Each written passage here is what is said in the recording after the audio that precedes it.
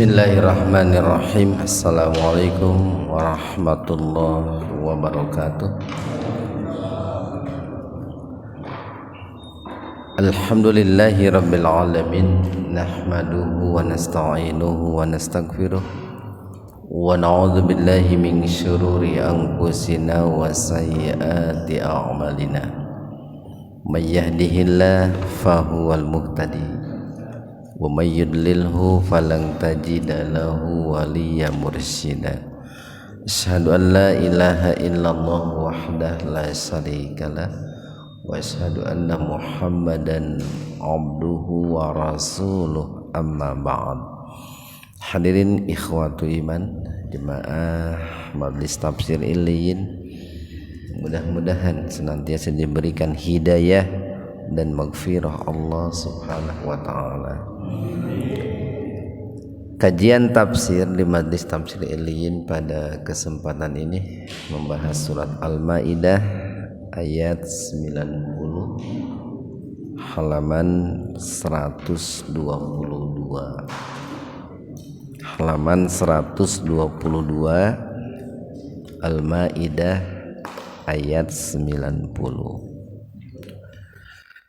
Secara garis besar Al-Maidah ayat 90 ini Allah melarang kepada kita tentang 4 perilaku buruk, ya, atau tentang 4 perilaku syaitan, ya. Atau ada 4 perilaku syaitan dalam Al-Maidah ayat 90 ini yang tentu hukumnya haram dilakukan oleh kita atau wajib dijauhi oleh kita. Itu di ayat ini Allah menyeru kita orang-orang beriman, karena ayat ini khitabnya ditujukan kepada orang-orang yang beriman, sebab hanya orang berimanlah yang mau mendengar dan mau melaksanakan ayat ini. Di sini Allah berfirman, ya ayyuhan, wahai sekalian. Ini sering kita katakan bahwa haknya itu harfut tanbih, itu ya, huruf yang di dalamnya berisi peringatan. Kalau peringatan itu disampaikan kepada orang beriman, itu sebuah pertanda betapa sayangnya Allah terhadap orang-orang yang beriman, atau Allah tidak menginginkan kalau orang beriman itu jatuh terjerumus kepada 4 hal yang Allah haramkan dalam ayat ini. Alladzina, orang-orang yang amanu, beriman. Ya, walaupun orang beriman di sini boleh dikatakan orang-orang yang beriman yang baru atau sedang menempuh proses keimanan. Kenapa kita akan katakan baru menempuh proses keimanan? Karena di sini ketika Allah menyebut orang-orang beriman itu menggunakan fiil. Fiil itu kata kerja, itu Pak. Yang namanya kerja atau pekerjaan itu pertama terikat oleh waktu. Nah, itu Pak, cirinya sebuah kata kerja atau termasuk pekerjaan itu terikat oleh waktu.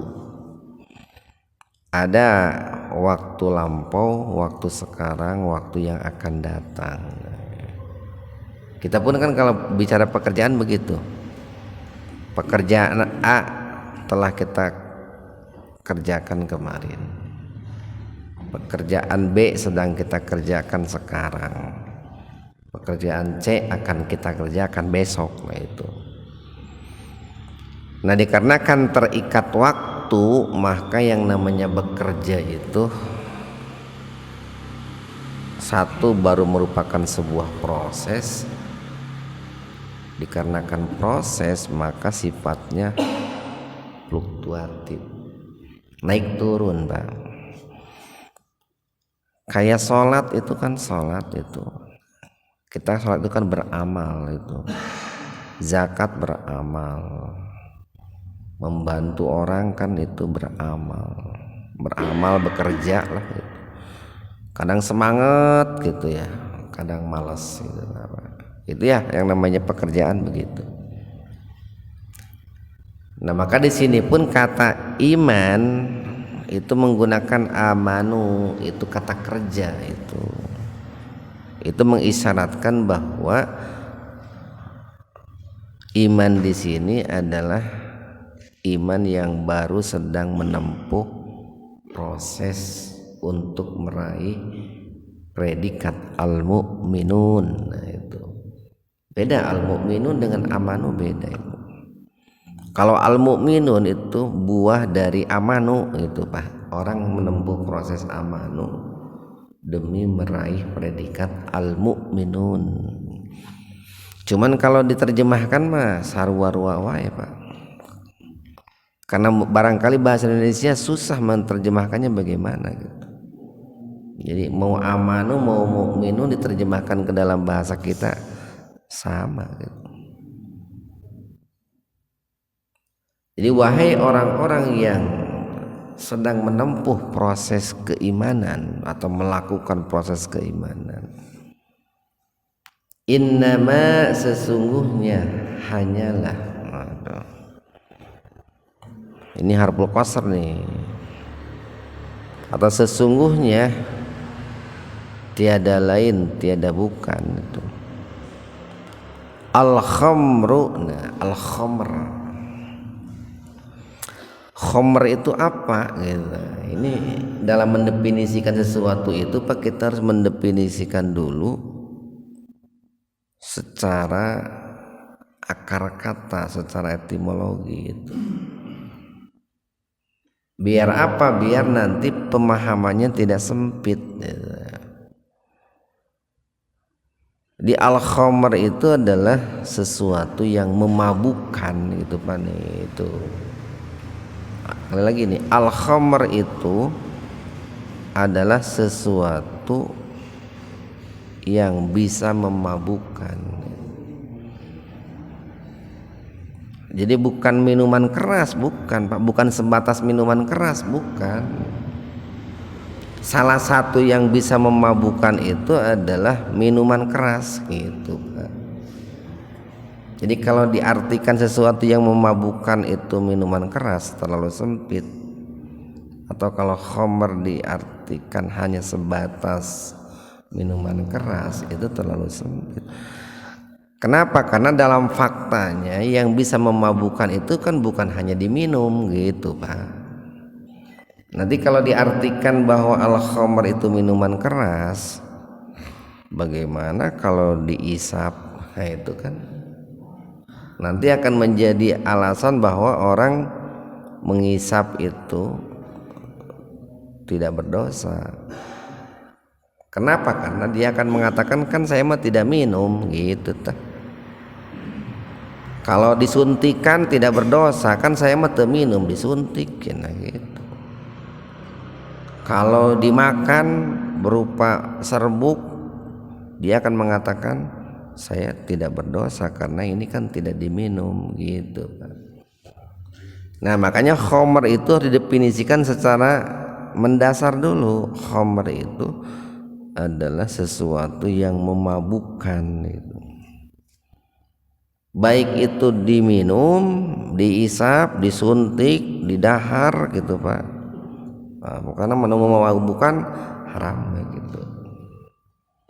Kan bisa berkembang Pak. Sesuatu yang memabukkan itu bisa berkembang. Wah tuh nu ngaranna setan teh loba carana gitu. Banyak cara untuk menempuh kejahatan, melakukan kejahatan. Mau sedikit, mau banyak gitu Pak. Mau sedikit, mau banyak. mau memabukkan atau tidak. Kalau memang sesuatu itu hukum asalnya bisa memabukkan, sekalipun ada seseorang itu yang kuat, badannya kuat nih, pokoknya fisiknya seseg lah gitu, sehingga lamun meminum, memakan atau mengisap sesuatu yang memabukkan itu tidak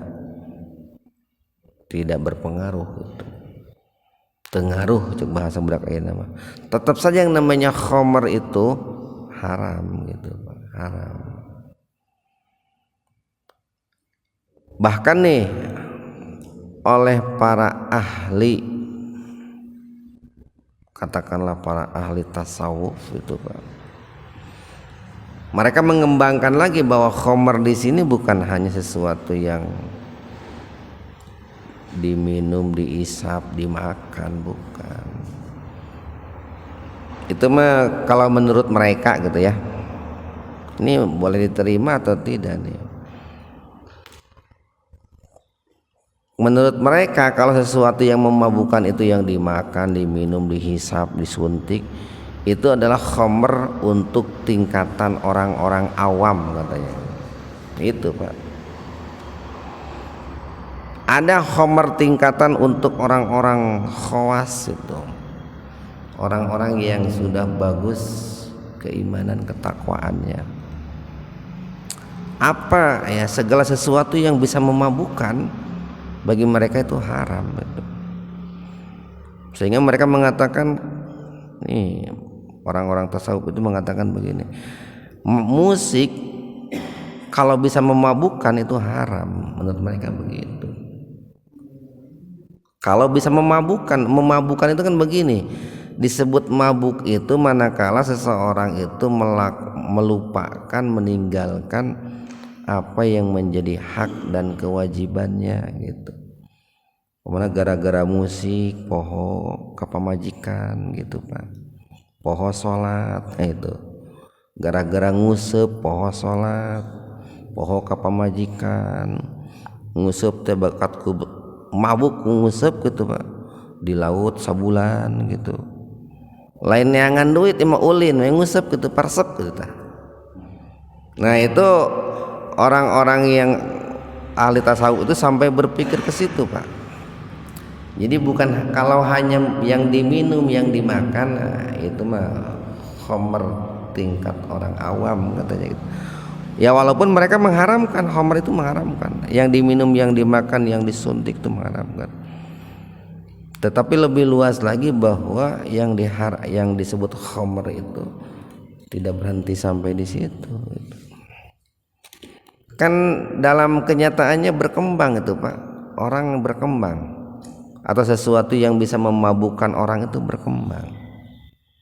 Kayak inilah ini sekarang nih kan yang memabukkan anak-anak itu tuh gadget itu Pak, nepikeun ka barudak teh geuning aya namanya loba nu penglihatannya bermasalah gitu, aya nu dareleng matana teh, aya nu maralotot keluar itu kan gara-gara gadget itu nya. Nah mereka susah untuk lepas dari gadget itu, tiisuk jeput tepikeun ka peuting jedor kayak gitu tah. Poho dahar, poho sakola, poho ngaji, poho salat. Nah, sesuatu yang memabukkan seperti itu maka jadi haram gitu.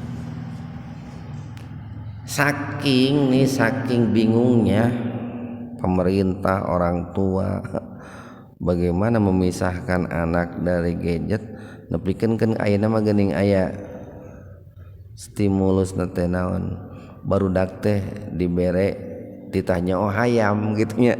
Pernah tadi TV-nya untuk meminimalisir ketergantungan terhadap gadget, sampai program pemerintah ngabagi-bagi hayam ke barudak SD tah, supaya barudak teh nyaro oh hayam tong nyalakan wae HP gitu. Sabab dampak buruknya luar biasa itu. Belum lagi dampak buruk dari konten-konten negatif. Nah itu. Tapi tadi makna khamr yang paling mendasar itu yang tadilah, yang dimakan, yang diminum, yang dihisap. yang bisa memabukkan tentunya. Kalaupun yang bersangkutan tidak mabuk, nah kalau hukum asalnya memabukkan ya memabukkan, berarti haram. Dan khamar ini termasuk ummul khaba'is, nah itu induk dari semua kejahatan. Dikisahkan kan dulu tuh, walaupun seringkali kisah ini sebetulnya maksudnya adalah untuk menegaskan betapa bahayanya khamr, tapi barangkali sumber rujukannya kurang tepat. Jadi dikisahkan bahwa ada orang yang digoda gitu ya, digoda oleh setan gitu untuk berzina. Dia tidak mau, dosa besar katanya itu. Lalu setan menggoda lagi, bagaimana kalau membunuh? Wah, komo eta mah tuh gede pisan dosana.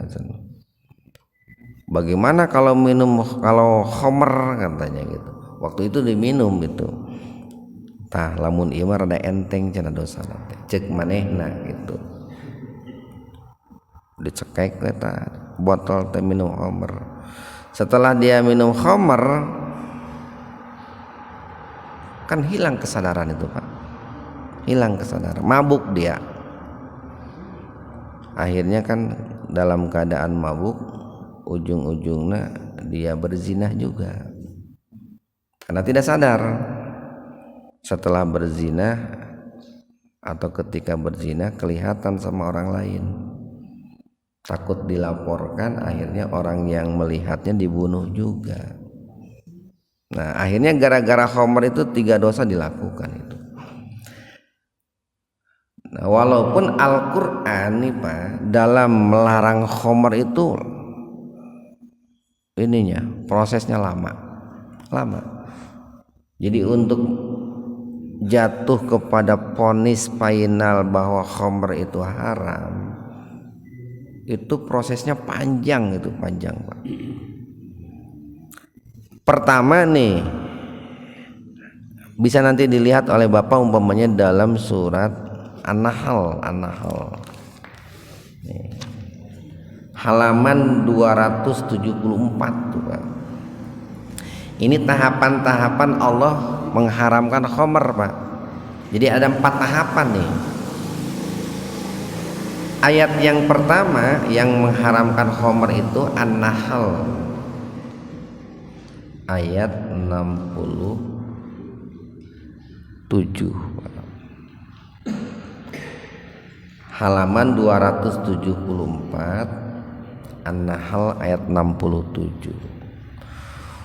Wa min samaratin nakhil wal a'nab, dan dari sebagian buah kurma dan buah anggur, tattakhiduna minhu sukaro, nah kalian menjadikan dari keduanya ya, dari buah anggur dan buah kurma itu sukaro sebagai sesuatu yang memabukkan itu. Artinya begini nih, ayat ini itu memberikan sebuah pernyataan bahwa dari buah anggur dan dari buah kurma manakala difermentasi itu akan menjadi sesuatu, khususnya minuman yang bisa memabukkan gitu. Jadi awalnya hanya memberitahu saja Pak, karena dulu orang-orang Arab biasanya membuat khamr itu dari buah kurma dan buah anggur yang kemudian difermentasi. Sudah diberitahu nih, ini tahapan Allah untuk melarang khamr, bisa memabukkan itu. Itu tahapan pertama, ayat pertama ini nih. Lalu ayat kedua itu turun lagi Pak, firman Allah surat ini Al-Baqarah ayat 219 itu. halaman 34 Pak, nih 34. Halaman 34 Al-Baqarah ayat 219. Yas'alunaka 'anil khamri wal maisir. Mereka bertanya kepadamu wahai Muhammad tentang khamr wal maisir dan juga berjudi. Kul, katakanlah, fihi ma, dalam keduanya itu ismun kabir, ada dosa yang sangat besar. Wa manafi'ul linnas, dan juga ada manfaat bagi manusia. Wa ismuhuma, akan tetapi dosanya, jadi lamun dibanding-banding nih Pak, dina khomer teh aya manfaatna aya dosana gitu ta. Awalnya begini nih caranya Allah mengharamkan itu begini. Dalam khomer, dalam judi itu di satu sisi ada manfaat, di sisi lain ada dosa. Tapi kata Allah wa ismuhuma, namun dosanya akbaru, jauh lebih besar, min naf'ihima, daripada manfaatnya. Ya tidak bisa dipungkiri Pak, ada manfaat dari khamr itu. Apa manfaatnya? Umpamanya khamr itu dijadikan sebagai ini, kayak orang yang sakit keras itu Pak, nyeri pisan gitu ya. Nah, untuk menghilangkan rasa sakitnya itu kan sok diberi obat penenang. Nah itu apa? Obat penenang. Eta barangkali Pak. Atau untuk mengobati luka. Nah gitu Pak. Ada beberapa manfaat itu Pak. Atau mungkin untuk geuning lamun dinu hajat masuk aya mun daun janur supaya tong cepet layu disemprot alkohol itu teh. Nah itu beberapa manfaat. Tetapi nih madorotnya jauh lebih besar, Pak. Jauh lebih besar. Jadi di ayat yang kedua terkait dengan khamr itu Allah beritahukan ada manfaat, ada madorot. Tapi madorotnya jauh lebih besar. Nah ini kata madorotnya jauh lebih besar itu adalah larangan halus itu Pak, larangan halus. Baru naik yang ketiga nih larangannya itu Pak, naik bertingkat-tingkat Pak levelnya itu. Surat An-Nisa, An-Nisa ayat 43 halaman 85. Halaman 85.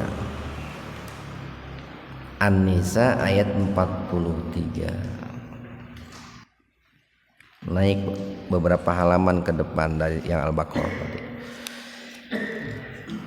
Halaman 85 An-Nisa 43. Ya ayyuhalladzina amanu, wahai orang-orang beriman, la taqrabus sholata, kalian jangan mendekati salat atau jangan melakukan salat, wa antum sukara, sedang kalian dalam keadaan mabuk itu. Hatta ta'lamu, sehingga kalian mengetahui ma taqulun, apa yang kalian ucapkan. Kan lamun orang keur mabuk mah Pak, dia tidak sadar apa yang dia ucapkan. Naik nih Pak larangannya itu. Kalian dilarang mendekati sholat kalau kalian dalam keadaan mabuk, sehingga kalian itu sadar. Sadar itu cirinya dia mengetahui, menyadari apa yang dia ucapkan. Sehingga pada saat itu orang-orang yang suka mabuk di zaman Rasulullah bingung ini. Kenapa? Kan efek dari mabuk itu lama Pak, tidak mungkin tidak hilang dalam waktu 2 jam. Ya lamun cenanya kalau seandainya habis duhur mabuk, wah keburu ketemu asar, pas asar belum sembuh nih, belum sadar, akhirnya habis duhur tidak mabuk dia. Kalau mabuk habis asar, waktu asar ke maghrib terlalu pendek, berarti lamun mabuk habis asar keburu maghrib gitu. Kalau mabuk habis maghrib, maghrib ke isya kan pendek, berarti kalau mabuk habis maghrib nanti pas isya mabuk dia, belum sadar. Nah maka di antara kesempatan yang bisa mabuk itu adalah dari mulai waktu isya sampai subuh, dan dari mulai subuh sampai duhur. Ieu rada lila ya, lamun mabok subuh duhur sigana geus sadar, lamun mabok isya subuh geus sadar. Tapi dengan cara begitu mabuk-mabukan pada saat itu bisa diminimalisir, Pak. Turunnya drastis itu, Pak, drastis. Jadi lamun pakai data statistik teh, wah ini banyak pabrik-pabrik minuman anu gulung tikar ya, Pak. Lamun zaman ayeuna meureun kitu tah. Jadi Allah belum mengharamkan 100%, belum.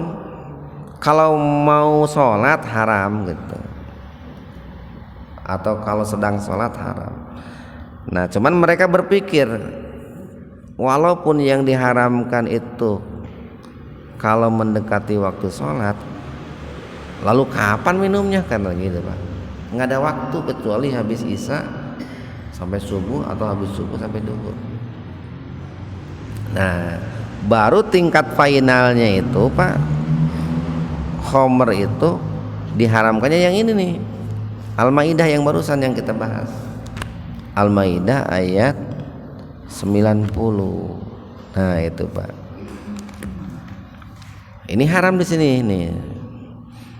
Nah ini dengan adanya 4 fase atau 4 tahapan bagaimana Allah itu mengharamkan khamr, itu memberikan beberapa isyarat. Pertama, betapa yang namanya orang kalau sudah kecanduan khamr itu susah itu, Pak, meninggalkannya susah.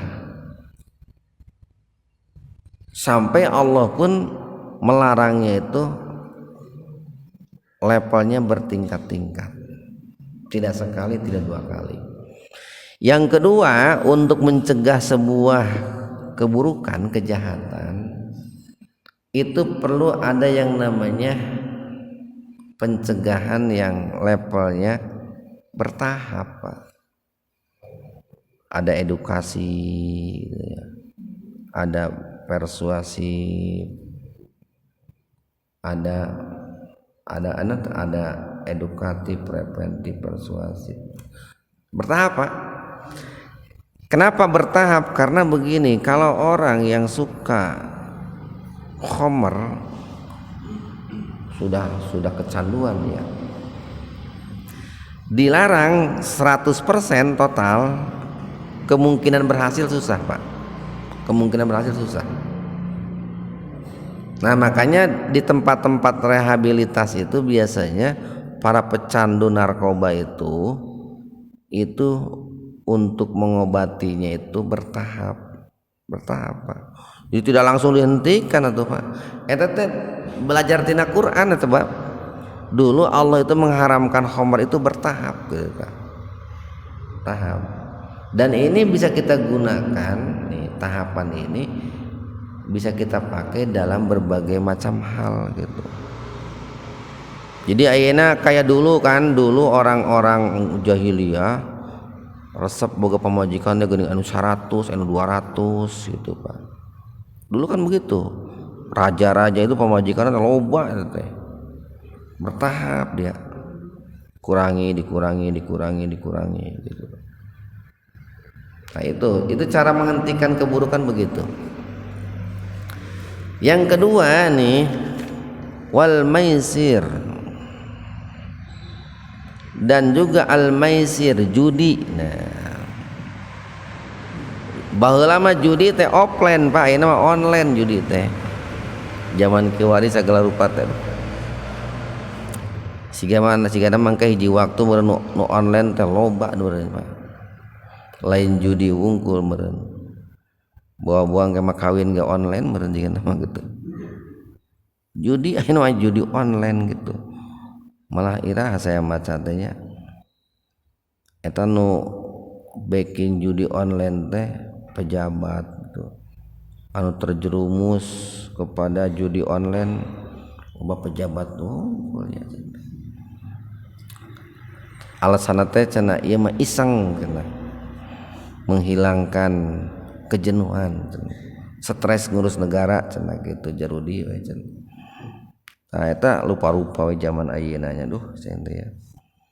Jadi nu kuduna mere contoh ka masyarakat kala gitu. Jadi wal maisir dan juga perjudian. Dan yang namanya judi bisa berkembang Pak. Namanya bisa berubah-ubah, modelnya bisa berubah-ubah, caranya bisa berkembang. Baheula mah aya SDSB, baheula. Aya porkas baheula.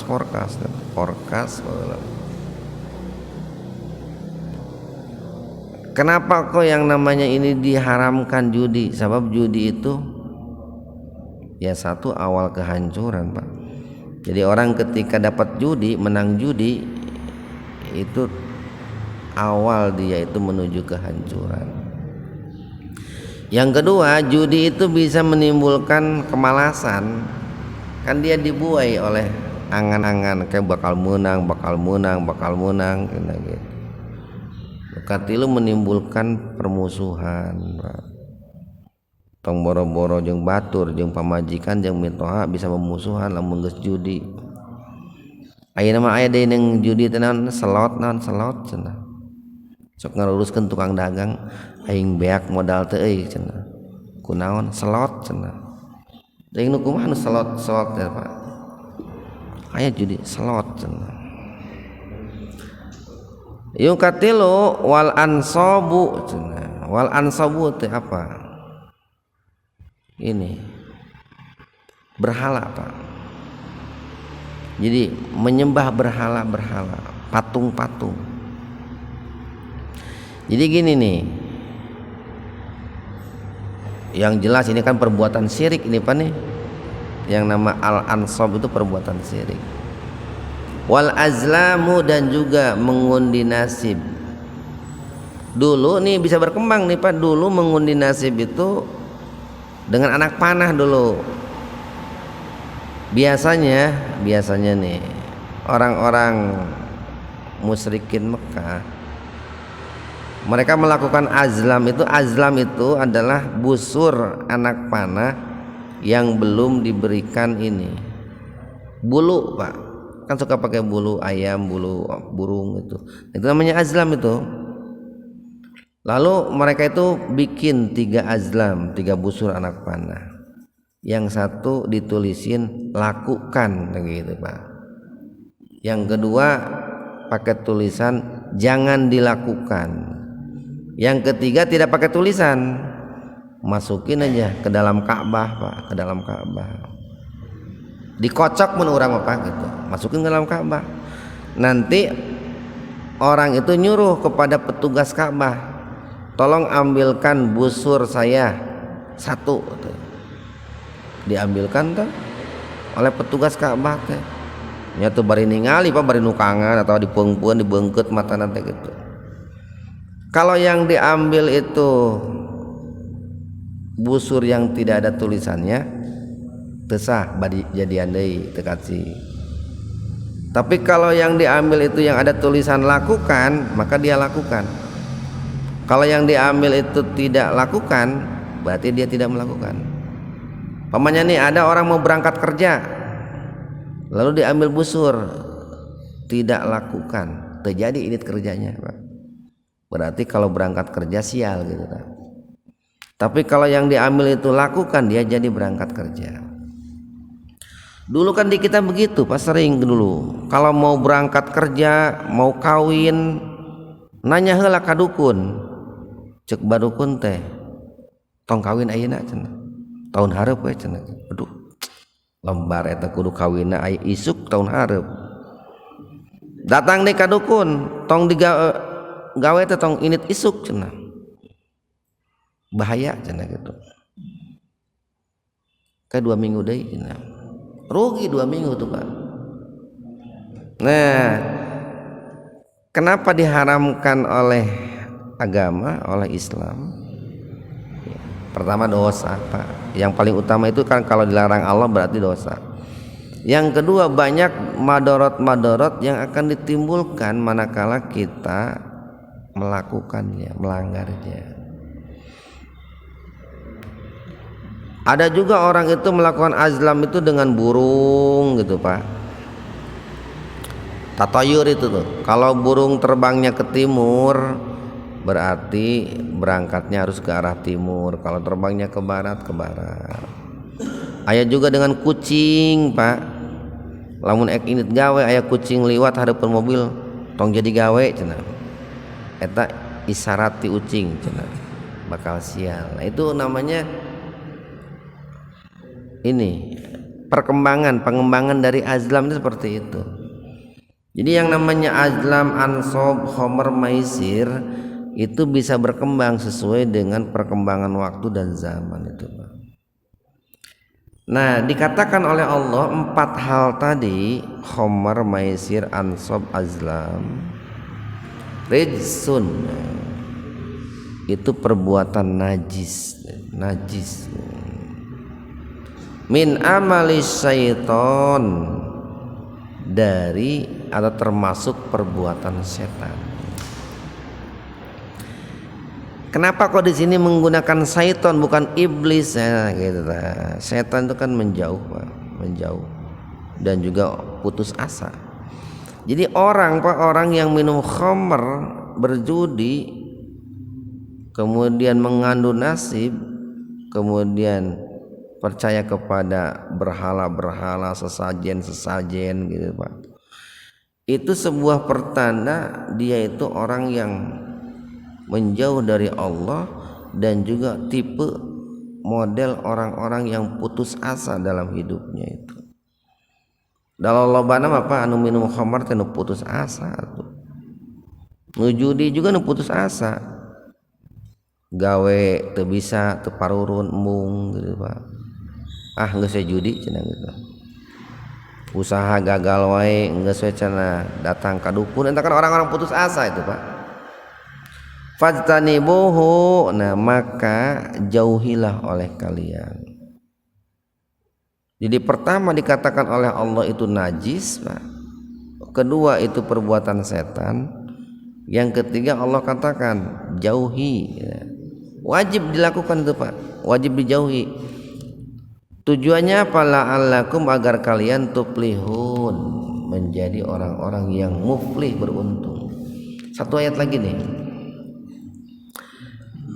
Jadi di negara kita ini ek maju kumaha atau Pak, ek sejahtera kumaha, ek untung kumaha atau homer atau merajalela, judi merajalela gitu Pak. Perdukunan dihidupkan deui gitu. Pak. Tahayul hurufat dihidupkeun deui. Ek teu goyang kumaha atuh ayeuna perekonomian Indonesia tuh. Pelanggarannya banyak teuing Pak, banyak teuing pelanggaran. Dan pelanggarannya pelanggaran berat semua itu.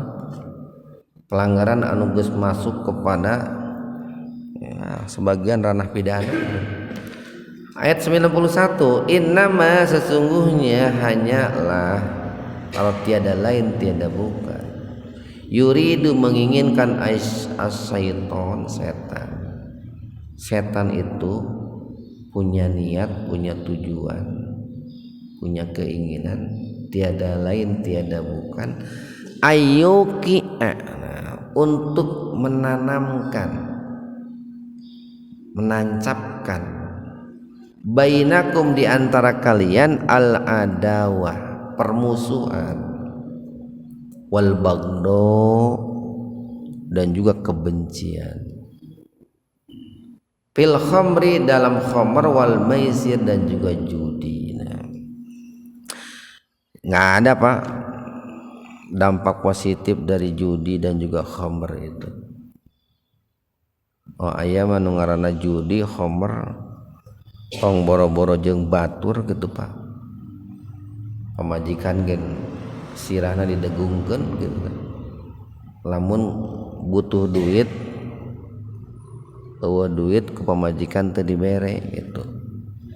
Nu aya mah mitoha gah hayang diracun gitu tah, lamun aek mabok rek judi duit eueuh, kumaha carana warisan mitoha gancang turun gitu tah. Itu dampak buruk dari khamr dan judi itu. Wa yasuddakum, dan setan itu menginginkan atau menghalang-halangi kalian ang zikrillah, dari mengingat Allah, dari zikir kepada Allah. Nah, tentu zikir dalam arti yang luas, baik zikir dengan lisan ataupun zikir dengan perbuatan. Wa anis sholati, dan juga dari sholat. Tuh boro-boro sholat Pak, judi wae dilakukan, khamr wae ditegeukeun. Nah makanya nih dalam konsep Islam itu Pak, dalam konsep Islam ada sebuah kaidah begini, bahwa mencegah keburukan harus didahulukan daripada mengambil manfaat. Daf'ul mafasid muqaddamun ala jalbil masalih. Jadi kalau ada orang suka mabuk nih Pak, yang suka mabuk nih, suka judi, suka mabuk, itu bagusnya, idealnya dihentikan dulu kebiasaan mabuk dan judinya, walaupun tadi bisa bertahap, bukan diajak sholat dulu Pak gitu, idealnya begitu. Jadi susah rasanya orang yang suka judi, suka mabuk diajak sholat dulu, diajak dzikir dulu gitu, kalau perbuatan judi dan ininya belum dihentikan. Idealnya begitu, walaupun nanti dalam prakteknya bisa dipertimbangkan, ini orang ini tingkat kecanduan kepada judi dan khamrnya sudah level apa gitu, bisa gitu kalau diajak dzikir dulu atau sholat dulu gitu. Cuman lamun anu geus kecanduan pisan Pak, bagusnya dihentikan secara bertahap kebiasaan judi dan minum khamrnya itu. Nah nanti kalau kebiasaan judi dan khamrnya itu sudah hilang, katakanlah 50% atau 70%, itu kalau mau diajak, dilatih untuk dzikir, untuk sholat bisa. Fahal antum muntahun, maka kenapa kalian tidak berhenti, tidak meninggalkannya? Maksudnya tinggalkanlah perbuatan judi dan juga minuman khamr itu. Wajib meninggalkannya atau haram untuk melakukannya. Mudah-mudahan ada manfaatnya untuk kita semua. Subhanakallahumma wabihamdika, asyhadu an la ilaha illa anta, astaghfiruka wa atubu ilaik. Assalamualaikum warahmatullahi wabarakatuh.